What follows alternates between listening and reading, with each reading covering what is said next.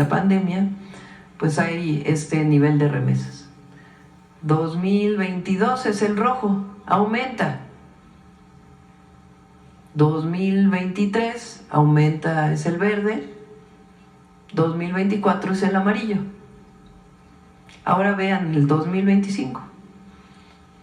2025 está entre el rojo, que es 2022, y el verde, que es 2023. Más o menos en este marco. No todos los meses son iguales porque depende mucho, pues, del trabajo que realizan nuestros paisanos allá. Por cierto, dicen sigue cayendo Banco de México, pero en realidad aumentó en el último mes. Poco, pero aumentó. No tenemos ningún indicio de que esto tenga que ver con algún tema de lavado de dinero, nada. De todas maneras, primero, ¿saben cuántos mexicanos hay allá? De primera, segunda, tercera y cuarta generación. Tercera generación, cuarta ya no tanto. 40 millones de mexicanos en Estados Unidos. Se estima, de acuerdo con el Banco de México, que son alrededor de 15 millones, si mal no me acuerdo, a ver si lo tienes por ahí, de personas que envían regularmente remesas. Y tiene que ver mucho con la solidaridad, con el apoyo mutuo, con no abandonarnos. Yo tengo una hermana que vive en Los Ángeles hace 35 años, no me tiene que enviar recursos porque no los necesito, pero siempre está atenta de mis hijos, siempre, porque es su tía. Claro. Y así como en mi familia, te puedo asegurar que así hay millones de familias.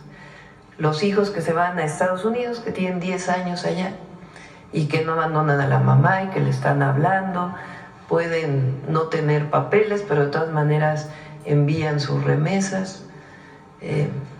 Y ustedes saben que hubo un reconocimiento muy importante de los mexicanos que viven en el exterior a los gobiernos de la transformación.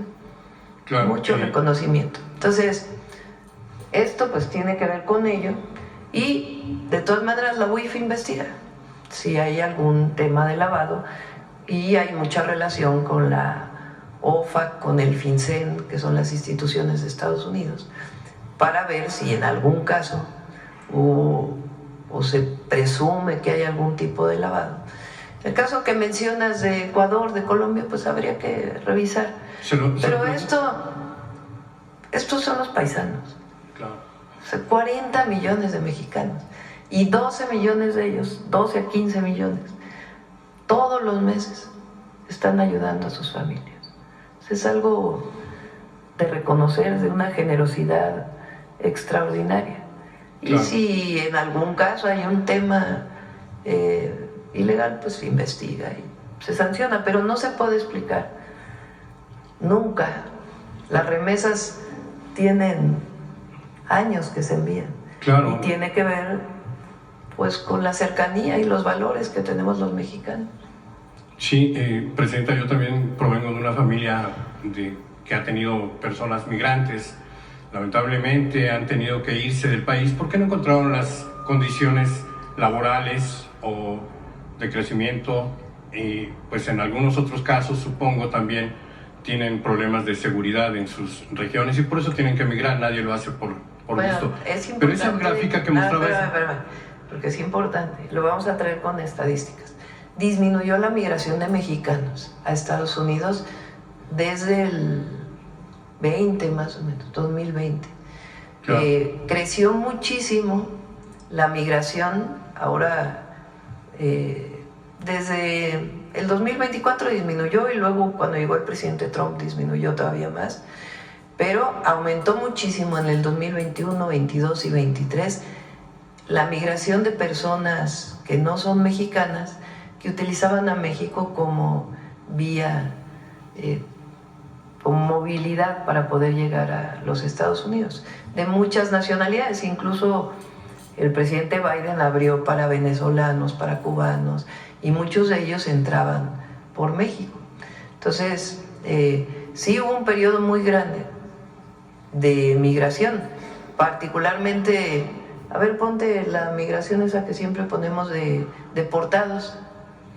En el periodo de Clinton, más de 1 millón de deportados. Eso hablaba también pues, claro, de mayor migración. Sí, esta gráfica que nos hizo favor de colocar hace unos momentos es significativa porque habla solamente de Estados Unidos. Sí. Únicamente de Estados Unidos. Es el principal. Pero muestra una curva ascendente y descendente. Preguntarle qué explicación le damos, porque entiendo que la gente, los mexicanos en el exterior... Bueno, que están viviendo los mexicanos allá. Y hablaba usted hace unos minutos de que los mexicanos redujeron su número de traslados ilegales a Estados Unidos. Eso es cierto. Bajó la población, pero aumentan las remesas. Es decir, los que se quedan envían más. Pero en el caso de Estados Unidos es muy complejo por todo esto que usted menciona, las generaciones de mexicanos que viven allá y quienes se suman a este envío.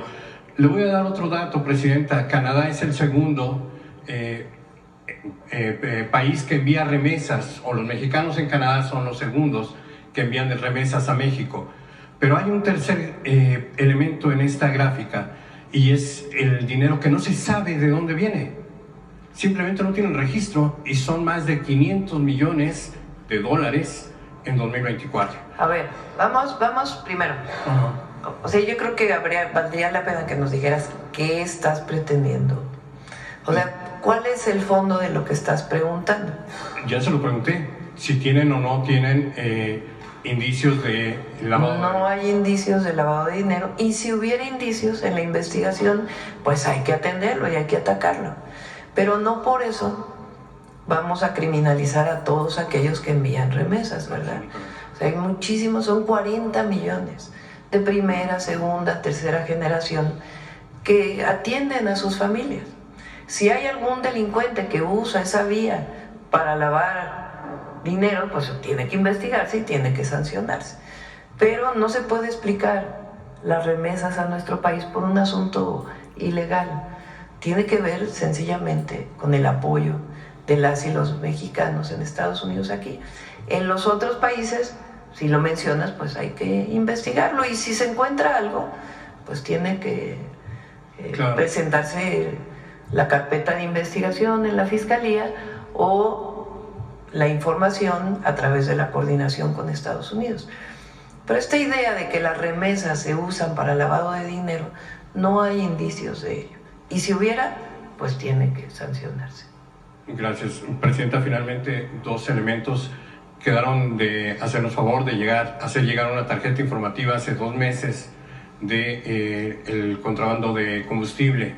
El secretario de Hacienda ya le pedí en 2 ocasiones personalmente que me la entregue, no lo hacen. Quiero saber si hay alguna instrucción de su parte para que no me la entreguen. Y también la parte de los contratos que nos debe de publicidad del gobierno federal. Eso sí se los debo. Lo de el caso de combustible de Huachicol, le voy a pedir a Pemex pronto que presente cómo ha ido aumentando la venta de combustible y cuánto se estima todavía que pudiera ser el robo por entrada ilegal, por contrabando. Y se puede presentar cómo ha aumentado la venta de combustible de Pemex, incluso de los privados, y cómo eso ha hecho, pues, o demuestra una disminución muy importante del robo de combustible. El robo de combustible, la pregunta directa era, ¿inició en 2021, como dice la Fiscalía General de la República, o viene de atrás? No sabíamos de otro caso semejante de combustible de estas magnitudes y utilizando las aduanas. La pregunta era esa, pero si usted me dice que hay instrucción de que no se entregue esa información, lo entenderé también. No, pero no hay ninguna instrucción, al revés. ¿Qué estamos haciendo? Porque es importante que lo sepas tú, todos los que están aquí, quienes nos escuchan. Lo he dicho varias veces, y no es un sistema sencillo. Estamos cruzando todas las bases de datos, nos está ayudando la agencia digital. Yo les platiqué que no había un sistema de trazabilidad del combustible importado. ¿Qué quiere decir eso? Que no se conocía si había un permiso para importar. pero no se sabe ese combustible a qué gasolinera llega. Y poderlo cruzar con datos del SAT, por ejemplo, de cuál es el permiso de importación con el pago del IEPS o el pago de los impuestos y el propio pago en las gasolineras. Son muchísimos datos. Entonces está cruzando toda esa información para poder saber en el pasado y ahora pues cómo se ha ido comportando la venta de combustibles. Por otro lado tenemos la venta de combustibles que tiene Pemex y la venta de combustibles que le reportan a la Secretaría de Energía por parte de todas las gasolineras que hay en México. Todos esos datos se están cruzando y además la obligación de que ahora sí haya trazabilidad. Eso le pedimos a Pemex y a Secretaría de Energía que lo pueda traer para que se pueda informar. Nosotros no escondemos nada, nuestro objetivo nunca es esconder y tiene que informarse y que se conozca cómo pues a partir de las detenciones que hubo aumentó la venta de combustible y en el 24 se observa algo distinto en el sentido de que se vendía más combustible de Pemex. Finalmente los 16,000 millones querellados sigue el mismo número, aumentó. 16,000 millones Querellados por el contrabando de combustible, que fue lo que nos confirmó el secretario de Hacienda. Si quieren también le pedimos, el martes viene seguridad y ellos también nos pueden informar de cuánto se ha incautado y toda la información relacionada con Huachicoleo. Muchas gracias. Sí. A ver quién más. A ver acá.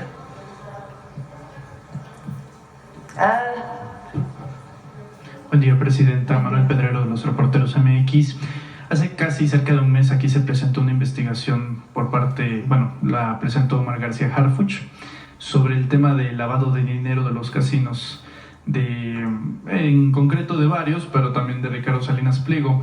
Hay una pregunta acerca de la actualización del caso, porque hace unos días un juez ordenó a la Secretaría de Gobernación a que se revocara pues el castigo y volvieran a operar estos casinos. No sé si tengo información al respecto. Sí, impugnaron esa resolución por parte de Gobernación y ya lo puede explicar la secretaria o lo podemos traer aquí un día el tema.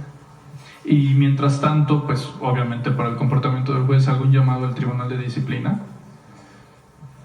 Pues vamos a ver si es necesario. Nosotros no podemos, tiene que venir del propio Poder Judicial. Entonces, desde nuestra perspectiva no había ninguna razón y por eso hay la impugnación por parte de Secretaría de Gobernación a la siguiente instancia. Vamos a ver qué dice la siguiente instancia.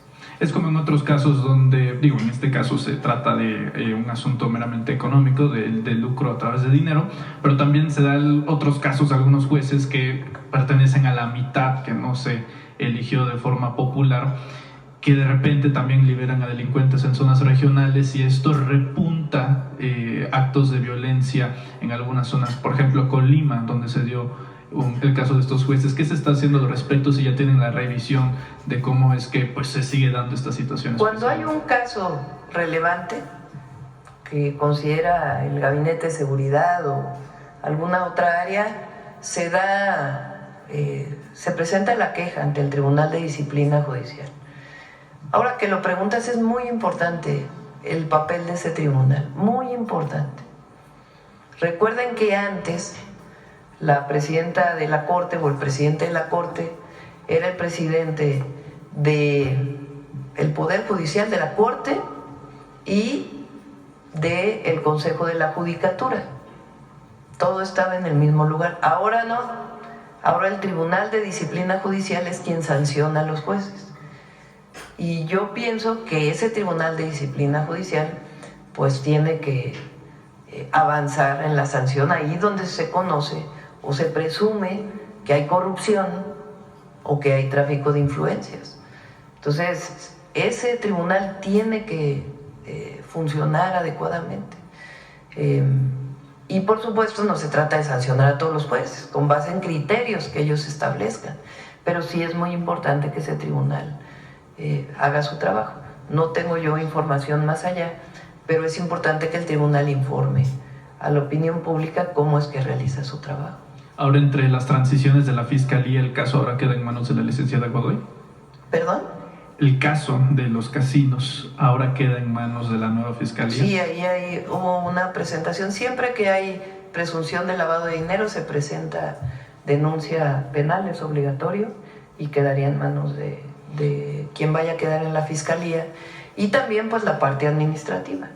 Ok, ¿tendría programado dar una nueva actualización sobre este caso para que no quede en lo anecdótico y se le dé seguimiento? Sí, hay algunos temas que es relevante informar, y estamos viendo si esta semana o quizás la próxima. Una tiene que ver, porque lo hemos tratado aquí en la mañanera, de cuál es el procedimiento para el cobro de impuestos que definió la Corte, que es importante que todo el mundo conozca cómo es ese procedimiento. Después lo que haríamos es que ya ese tema pues ya lo llevaría, porque no es un tema político, es un tema jurídico. Entonces ya que lo lleve el SAT y la Secretaría de Hacienda, pero es importante que se conozca aquí qué dicen las leyes y cuál fue la resolución de la Corte. Apenas la Corte notificó al SAT, entonces es importante que aquí se conozca, porque ha sido un tema que se ha tocado aquí en la mañanera y que además la gente quiere conocer cuáles son los procedimientos para el cobro de estos impuestos, donde ya la Corte definió un criterio y una resolución. Y también el caso de los casinos, para todos los casinos, pues que también se conozca qué fue lo que se hizo, por qué se hizo, y también que esté todo pues dentro del margen de la ley. Y después ya que se vaya a información directo del SAT y de Secretaría de Hacienda, para que se siga con toda la información. Pero ya lo informaríamos aquí de cuáles son esos procedimientos, porque es relevante que la gente lo conozca. ¿Qué dice la ley? ¿Qué es lo que dice el Código Fiscal? ¿Qué pasa una vez que ha sido notificado el SAT? ¿Cuál fue la resolución? ¿Qué dice en concreto la resolución de la Corte? Entonces, todo ello, una vez que ya ha sido notificado el SAT, pues es importante que se conozca por todos cuál es el procedimiento que sigue y cómo sigue, en uno de los casos y en el otro.